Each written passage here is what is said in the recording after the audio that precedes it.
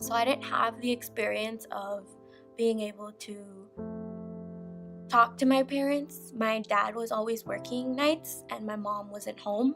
My mom worked 3 jobs. In my culture, men are taught to not really share their feelings, express themselves.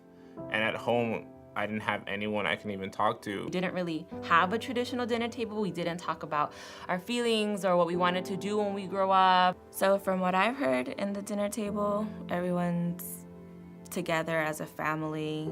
In my case, I've never had that. Both of my parents were deported when I was 12 years old, so I kind of just had to grow up since then, and I didn't really have a childhood because a lot is expected of you. In a first-generation low-income household where being the first one to go to college was really important, having these dinner conversations are even more important. I didn't have any support. My father even told me once, he's like, school is a waste of your time and you're really not going to be able to do anything with it.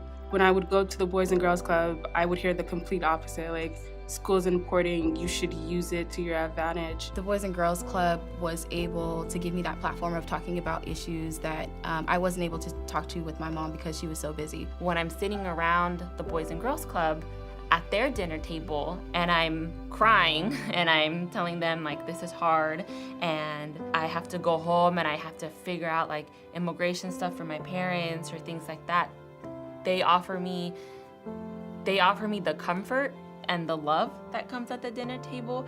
They've asked me how I've been. It was great to know that I had young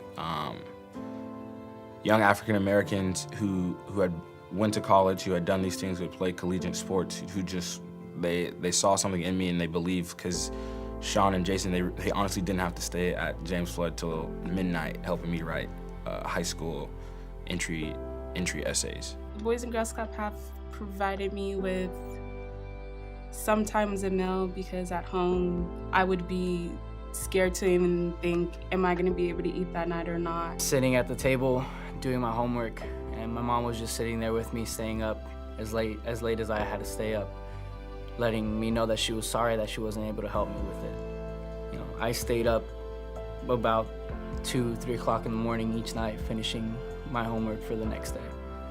I remember one time she just sat there crying about not being able to help me. But when I went to the Boys and Girls Club, I had an amazing support system, both academically and socially. I remember meeting with a tutor about 3 times a week, getting help with any English homework I had, history homework, and that was really big help.